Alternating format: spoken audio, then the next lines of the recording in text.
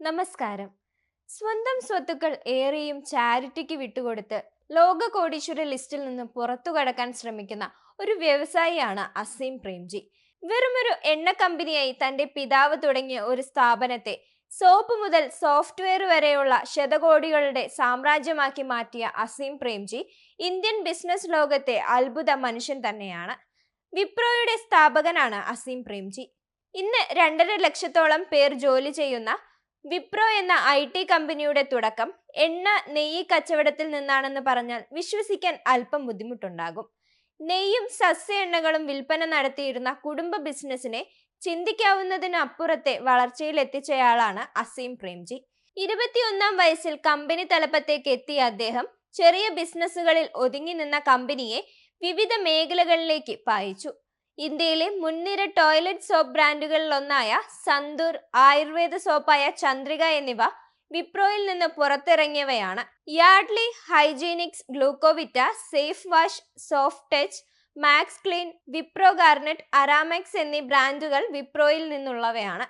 2024 കണക്കനുസരിച്ച് അസീം പ്രേംജിയുടെ ആസ്തി ഏകദേശം $28 ബില്യൺ ആണെന്ന് കണക്കാക്കപ്പെടുന്നു. ഇന്ന് ഇന്ത്യയിൽ ഏറ്റവും അധികം പണം സാമൂഹ്യ സേവനങ്ങൾക്കായി ചെലവഴിക്കുന്ന കോടീശ്വരനാണ് അസീം പ്രേംജി. തന്റെ വരുമാനത്തിന്റെ 39% അദ്ദേഹം കഷ്ടപ്പെടുന്നവർക്കായി മാറ്റിവെച്ചിട്ടുണ്ട്. അസാധാരണം തന്നെയാണ് അസീം പ്രേംജിയുടെ ജീവിതകഥ. പ്രേംജി കുടുംബത്തിന്റെ വേരുകൾ സ്വാതന്ത്ര്യാനന്തര ഇന്ത്യയിലേക്ക് എത്തുന്നതാണ്. ബോംബെയിൽ സ്ഥിരതാമസക്കാരായ ഗുജറാത്തി മുസ്ലിങ്ങളായിരുന്നു അവർ. ഒരു പ്രമുഖ ഷിയ മുസ്ലിം കുടുംബമായിരുന്നു അത്. മുംബൈയിലെ സമ്പന്ന കച്ചവടക്കാരായിരുന്ന അസീം പ്രേംജിയുടെ പിതാവ് മുഹമ്മദ് ഹാഷിം പ്രേംജി. അദ്ദേഹം അറിയപ്പെട്ടിരുന്നത് ബർമൻ അരി രാജാവ് എന്നായിരുന്നു.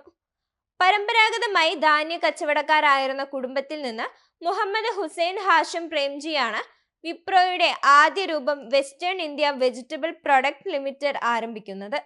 ബിസിനസ് വ്യാപിക്കുന്നതിന്റെ ഭാഗമായി 1945 ഡിസംബർ 29 കമ്പനി തുടങ്ങുന്നത്. മഹാരാഷ്ട്രയിലെ അമൽനറിൽ വിലയ്ക്ക് വാങ്ങിയ ഓയിൽ മില്ലുമായാണ് Hussain Premji Western India Vegetable Products ആരംഭിക്കുന്നത്. മുഹമ്മദ് ഹുസൈന്റെ ഭാര്യ ഡോക്ടർ ഗുൽബാനു പ്രേംജി ആയിരുന്നു ആദ്യ ചെയർപേഴ്സൺ. വനസ്പതി നെയ്യും സൺഫ്ലവർ ഓയിലുകൾ എന്നിവയും അതിന്റെ ഉപ ഉൽപ്പന്നമായി സോപ്പും നിർമ്മിച്ചിരുന്നു. അപ്പോഴും വിപ്രോ എന്ന ചരിത്രം കുറിച്ച ബ്രാൻഡിലേക്ക് കമ്പനി മാറിയിട്ടില്ലായിരുന്നു.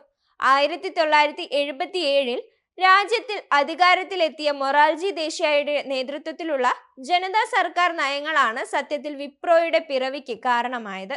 വിദേശത്തെ നിക്ഷേപത്തെയും വിദേശ കമ്പനികളെയും എതിർത്ത ജനതാ സർക്കാർ രാജ്യത്തു നിന്ന് വിദേശ കമ്പനികളെ പുറത്താക്കി.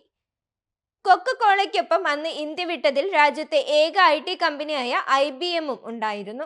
കൊക്കക്കോളയ്ക്ക് ബദലായി തംസപ്പും കാംക കോളയും എത്തിയപ്പോൾ IBM ഒഴിച്ചിട്ട ഇടം നികത്താനായിരുന്നു അസീം പ്രേംജിയുടെ തീരുമാനം.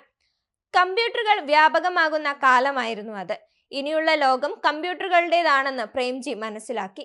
അക്കാലത്തെ വലിയ കമ്പ്യൂട്ടർ കമ്പനിയായ IBM ഇന്ത്യയിൽ നിന്ന് ഒഴിവായ അവസരം മുതലാക്കാൻ അസീം പ്രേംജി തീരുമാനിച്ചു.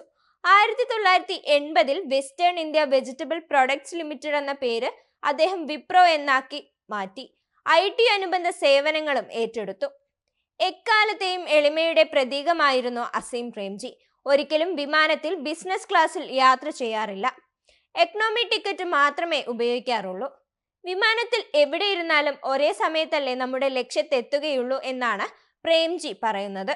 ഇന്ത്യയിലെ കോടീശ്വരന്മാരും സിനിമാക്കാരുമെല്ലാം വിവാഹ മാമാങ്കങ്ങൾ നടത്തുമ്പോൾ പ്രേംജി അതിലും വ്യത്യസ്തനായിരുന്നു. ആർഭാടരഹിതമായാണ് മക്കളുടെ കല്യാണം നടത്തിയത്. മകൻ ഋഷാദിന്റെ കല്യാണ കത്തിൽ ഇങ്ങനെ എഴുതി: ഉപഹാരങ്ങൾ പണമായി മാത്രം സ്വീകരിക്കും. കല്യാണത്തിന് അതിഥികളിൽ നിന്നും ലഭിച്ച സമ്മാന തുകകളും കുറച്ച് സ്വന്തം പണവും കൂടി ചേർത്ത് 400 കോടി രൂപയാണ് സ്കൂളുകൾ നിർമ്മിക്കുന്നതിനു വേണ്ടി അന്ന് സംഭാവന നൽകിയത്. പണം ധാരാളം ഉള്ളതുകൊണ്ട് ഹോട്ടൽ ബിൽ നോക്കാതെ പണം നൽകുന്ന ശീലവും അദ്ദേഹത്തിനില്ല. ബില്ല് കിട്ടിയാൽ വിപ്രോയിലെ സാധാ ജീവനക്കാർ ചെയ്യാത്ത കാര്യം പോലും അദ്ദേഹം ചെയ്യും. ഓരോന്നും കണക്ക് കൂട്ടി ശരിയാണോ എന്ന് നോക്കും. എല്ലാവരും എങ്ങനെ പണക്കാരാവാം എന്ന് ഗവേഷണം നടത്തുമ്പോൾ എങ്ങനെ പണക്കാരനല്ലാതാവാം എന്നതിനാണ് അസീം പ്രേംജി നോക്കിയത്. 1999 മുതൽ 2005 വരെ ഫോർബ്സ് മാഗസിന്റെ കണക്കനുസരിച്ച് ഇന്ത്യയിലെ ഏറ്റവും വലിയ പണക്കാരനായിരുന്നു അസീം പ്രേംജി. പിന്നീട് അംബാനിക്ക് തൊട്ടു പിന്നിൽ 2-ാം സ്ഥാനമായി. പക്ഷെ തുടർന്ന് അങ്ങോട്ട് തന്റെ കോടിക്കണക്കിന് വരുന്ന സ്വത്തുക്കൾ അദ്ദേഹം സാമൂഹ്യ സേവനത്തിനാണ് വിനിയോഗിച്ചത്.